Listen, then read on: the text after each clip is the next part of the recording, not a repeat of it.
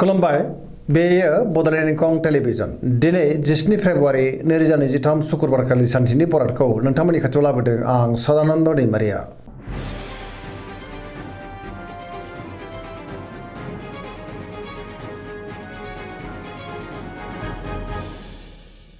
सिगां फरायनो लादों मेष राशि गिबि हांखो अ ल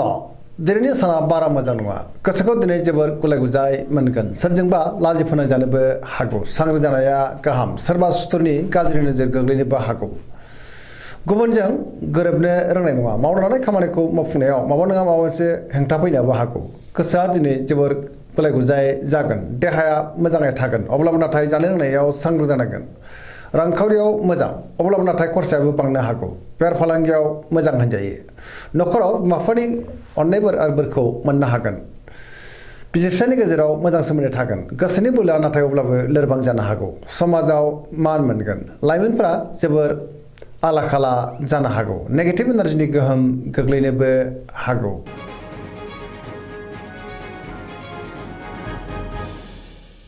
वृष राशि गिबि हांखो इ उ ब दिनैनि साना मोजां आरो गाज्रिनि गेजेरजों बाबेलांनो हागौ गोसोखौ दिनै जोबोर गुलाय गुजाय मोनगोन गोनो गोथो साननाय फैगोन गियाननि आंखाल जानो हागौ गोसोनि बोलोआ लोरबांबो जानो हागौ मावनो लानाय खामानिखौ मावफुंनो गोब्राब जागोन माबा नङा माबा मोनसे गोरोन्थि जालांनोबो हागौ आरो गोबां जेंना जेंनाजों मोगा-मोगि जानांनो हागौ समाजाव मान मोनगोन रांखावरियाव मोजां अब्लाबो नाथाय खरसाया बांगोन बेफार फालांगियाव मोजां होनजायो नखराव बिसि-फिसायनि गेजेराव अनलायनाय फैगोन देहाया दिनै मोजाङै थागोन गुबुननिफ्राय हेफाजाब लानांगोन मावनो लानाय खामानिखौ मावफुंनायाव माबा नङा माबा मोनसे गोरोन्थि जालांनो हागौ सोरबा लोगोनिफ्राय हेफाजाब लानांनो हागौ गोसोनि साननायफ्रा देबर नांगोन नेगेटिभ एनार्जिनि गोहोम गोग्लैनो हागौ लाइमोनफोरनि गोसोआ दिनै जोबोर आला-खाला जागोन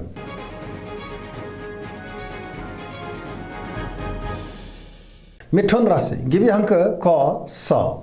दिनैनि साना जोबोर मोजां गोसोखौ दिनै जोबोर गोजोननाय मोनगोन सोरजोंबा बाख्नाय जानो हागौ पजिटिभ एनार्जिनि गोहोम गोग्लैगोन जेरावबो जाफुंसारनो हागोन गियाननि आंखाल जानाय नङा गोथों आरो गोग्गो साननो रोंगोन पजिटिभ साननो हागोन गोसोखौ दिनै जोबोर गोजोननाय मोनगोन देहाया मोजाङै थागोन रांखावरियाव जोबोर मोजां होनजायो आयाबो बांगोन बेफार फालांगियाव दिनै जोबोर मोजां मुलाम्फा मोनगोन नखराव बिसि-फिसायनि गेजेराव अनलायनाय फैगोन गोसोनि बोलोआबो बांगोन मावनो लानाय खामानिखौ थि समावनो आरो गोरलैयैनो मावफुंनोबो हागोन सोरबा लोगोनिफ्राय थोजासे हेफाजाबबो मोननो हागौ गुबुनजों मोजां सोमोन्दो लाखिनोबो रोंगोन फरायसाफ्रा दिनै फरायनायाव गोसो दुंखांगोन आरो मोजां फिथाइ मोनगोन लाइमोनफोरनि गोसोआ दिनै जोबोर रमान्टिक जागोन आरो गावबा गावनि गोसोनि साननायखौ फोरमायलायनोबो हागोन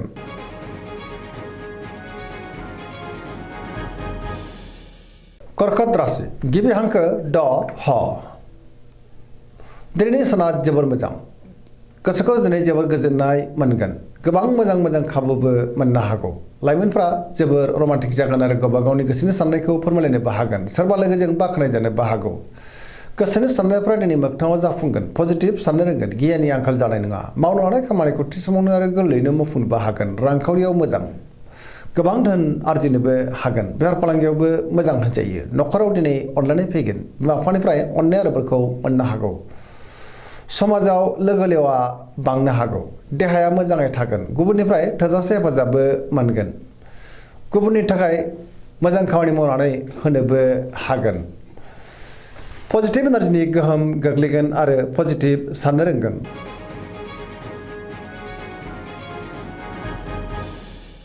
सिंह राशि गिबि हांखो म ट दिनैनि साना बारा मोजां नङा गोसोखौ दिनै जोबोर गुलाय गुजाय मोनगोन गोसोनि बोलोआ लोरबां जानो हागौ नेगेटिभ एनार्जिनि गोहोम गोग्लैनोबो हागौ मावनो लानाय खामानिखौ मावफुंनायाव माबा नङा माबा मोनसे हेंथा फैनो हागौ सोरबा लोगोनिफ्राय गाज्रि खौरांबो मोननो हागौ गोसोआ दिनै जोबोर उसुखुथु जागोन रांखावरियाव बारा मोजां नङा नाङा-फाङा खरसाया बांनो हागौ बेफार फालांगियावबो बारा मोजां नङा होनजायो गोसोनि साननायखौ दिनै गुबुननो फोरमायनो हागोन नखराव बिसि-फिसायनि गेजेराव अनलायनाय फैगोन समाजावबो मान मोननो हागौ गुबुननि गोसोखौ बोनो गोब्राब जागोन देहाया मोजाङै थागोन अब्लाबो नाथाय जानाय लोंनायाव सांग्रां जानांगोन गुबुननि थाखाय नाङा-फाङा जेंनायाव गोग्लैनांनोबो हागौ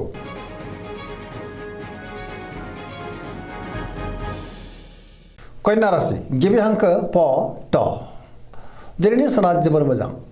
गोसोनि बोलोआ बांगोन मावनो लानाय खामानिखौ थि समावनो आरो गोरलैयैनो मावफुंनोबो हागोन गुबुननिफ्राय मोजां खौरां फैनोबो हागौ गोसोआव पजिटिभ साननाय फैगोन गोथों आरो गोग्गो साननो रोंगोन गियाननि आंखाल जानाय नङा मोनफ्रोमबो खामानिखौनो दिनै मोजाङैनो मावफुंलांनो हागोन रांखावरियाव मोजां बेफार फालांगियावबो मोजां होनजायो देहाया दिनै मोजाङै थागोन अब्लाबो नाथाय जानाय लोंनायाव सांग्रां जानांगोन सोरजोंबा बाख्नाय जानो हागौ पजिटिभ एनार्जिनि गोहोम गोग्लैगोन लाइमोनफोरनि गोसोआ दिनै जोबोर रमान्टिक जागोन आरो गावबा गावनि गोसोनि साननायफोरखौ फोरमायलायनोबो हागोन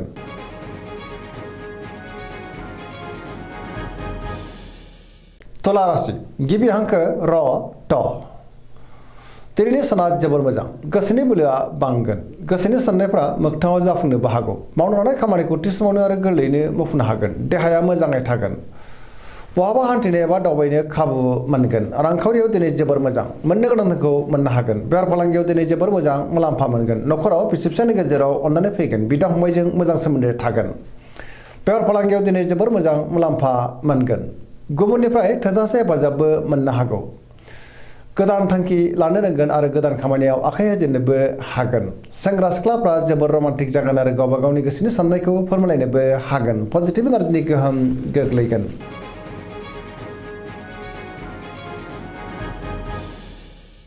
वृश्चिक राशि गिबि हांखो न स दिनैनि साना जोबोर मोजां समाजाव लोगो लेवा बांगोन गोबां मुंदांखा सुबुंजों दिनै लोगो मोनज्लायनोबो हागौ गोसोनि बोलोआ बांगोन मोनफ्रोमबो खामानिखौनो दिनै मोजाङैनो मावफुंलांनो हागोन बहाबा हान्थिनो एबा दावबायनो खाबु मोनगोन समाजाव बयजोंबो मान होजागोन सोरबा गोजाम लोगोजों बहाबा लोगो मोनज्लायनानै गोसोआ दिनै जोबोर खुसि जागोन मावनो लानाय खामानिखौ थि समावनो आरो गोरलैयैनो मावफुंनोबो हागोन गुबुननिफ्राय हेफाजाबबो मोननो हागौ गोसोनि साननायफ्रा मोगथाङाव जाफुंगोन गोसोनि बोलोआ बांगोन समाजाव बयजोंबो मान होजागोन नखराव बिसि फिसायनि गेजेराव अननानै फैगोन रांखावरियाव मोजां अब्लाबो नाथाय खरसायाबो बांनो हागौ गुबुननि थाखाय गोबां मोजां खामानि मावनानै होनोबो हागोन बेफार फालांगियाव मोजां मुलाम्फा मोननानै नखराव दिनै अननानै फैगोन देहाया मोजाङैनो थागोन फरायसाफ्रा दिनै फरायनायाव गोसो दुंखांगोन आरो मोजां फिथाइ मोनगोन लाइमोनफ्रा जोबोर रमान्टिक जागोन आरो गावबा गावनि गोसोनि साननायखौ फोरमायलायनोबो हागोन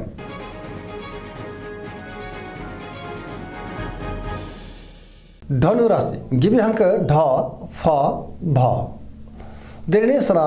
मोजां आरो गाज्रिनि गेजेरजों बाबेनलांनो हागौ मावनो लानाय खामानिखौ मावफुंनायाव माबा नङा माबा मोनसे गोरोन्थि जालांनो हागौ गोसोनि साननायफ्रा देबार नांगोन रांखावरियाव मोजां अब्लाबो नाथाय खरसायाबो बांनो हागौ बेफार फालांगियावबो मोजां होनजायो गुबुनजों मोजां सोमोन्दो लाखिनोबो रोंगोन समाजाव मान मोननो हागोन बहाबा हान्थिनो एबा दावबायनो खाबु मोननो हागौ देहाया मोजाङै थागोन अब्लाबो नाथाय जानाय लोंनायाव सांग्रां जानांगोन बिदा फंबायनिफ्राय हेफाजाबबो मोननो हागौ सोरबा लोगोनिफ्राय हरखाबै गाज्रि खौरांबो मोननो हागौ गोसोनि साननायफ्रा देबोर नांनोबो हागौ लाइमोनफ्रा जोबोर रमान्टिक जागोन आरो गावबा गावनि गोसोनि साननायखौ फोरमायलायनोबो हागोन अब्लाबो नाथाय नेगेटिभ एनार्जिनि गोहोमबो गोग्लैनो हागौ सांग्रां जानाया गाहाम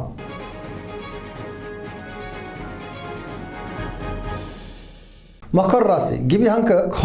ज दिनैनि साना जोबोर मोजां गोसोखौ दिनै जोबोर गोजोननाय मोनगोन गोसोनि साननाया मोगथाङाव जाफुंनोबो हागौ रांखावरियाव मोजां अब्लाबो नाथाय खरसायाबो बांगोन बेफार फालांगियाव जोबोर मोजां मुलाम्फा मोननो हागोन गोबां मुंदांखा सुबुंजों दिनै लोगो मोनज्लायनोबो हागौ गुबुनजों मोजां सोमोन्दो लाखिनोबो रोंगोन मोनफ्रोमबो खामानिखौनो दिनै मोजाङैनो मावफुंलांनो हागोन गोदान खामानियाव आखाइ होजेननोबो हागोन नखराव बिसि फिसायनि गेजेराव अननानै फैगोन बिदा फंबायनिफ्राय थोजासे हेफाजाब मोननो हागौ सेंग्रा सिख्लाफ्रा जोबोर रमान्टिक जागोन आरो गावबा गावनि गोसोनि साननायफोरखौ फोरमायलायनोबो हागोन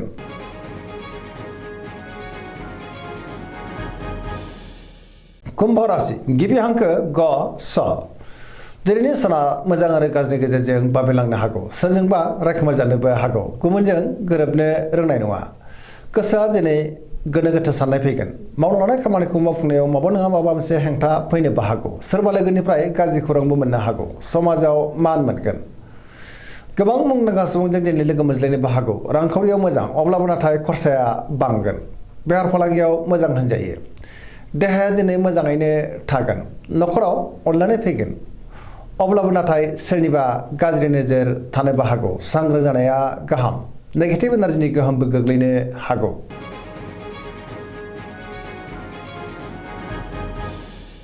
मीन राशि गिबि हांखो ड स